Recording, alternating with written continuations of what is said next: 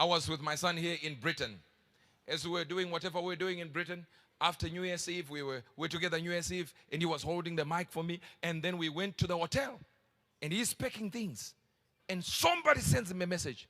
Where were you last night? I said, where were you last night? Well, why? He said, just tell us who you were with. He said, explain. He didn't explain. Another lady called. He said, I'm the one who was with this girl. We went to a Sangoma, to a judgment.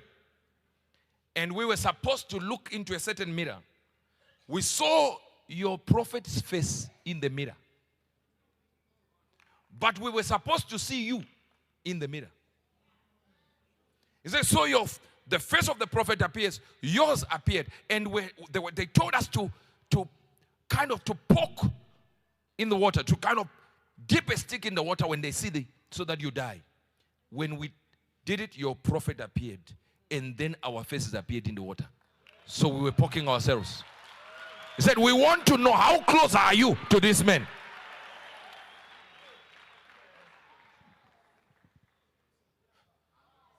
You are sitting there. If you knew what Christianity promises, do you realize that the Bible says, for God has brought immortality through the gospel? Do you know what that means? It means, according to the Bible, Christians should never die. Death is too much below our pay grade.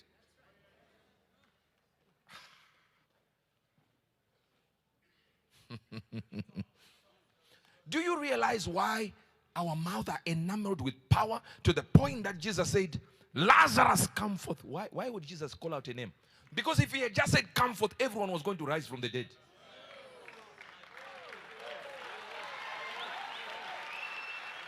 He needed one specific guy. He said, Lazarus, come forth. Nobody removed the bandages. He came like this. He said, loose that man. Let him go. A few years ago, Pastor Chris, we go to Israel. We used to go to Israel like twice a year. So Pastor Chris gets into Lazarus' tomb. And there are these, I don't know whether they're called sonographers or whatever they are called. They're measuring sound. And they said there is sound coming out of that grave. And it's an exciting thing, an interesting phenomenon. Because we measured, even the graphs of it, dangerous. Then they went around the same area for days looking for the same sound. And it was not found. It was in one location.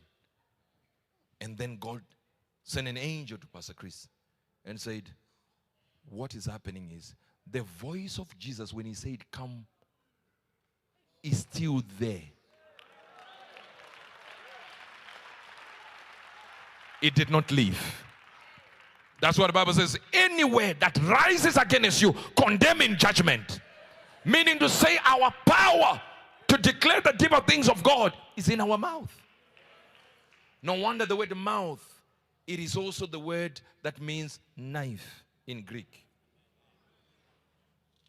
It is the word stoma. It means knife. The knife you cut with, the same word for knife is the same word for mouth.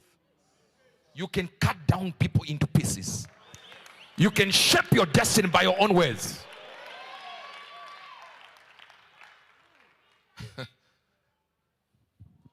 Pastor Chris had a gushing wound here where the skin, would overlap. You just open the whole thing and the wound is there and the skin was left hanging. And he said, just look at my hand. Look at it. Should I bring a bandage? No, don't worry. I want you to see. He just went like this. And it corrected itself.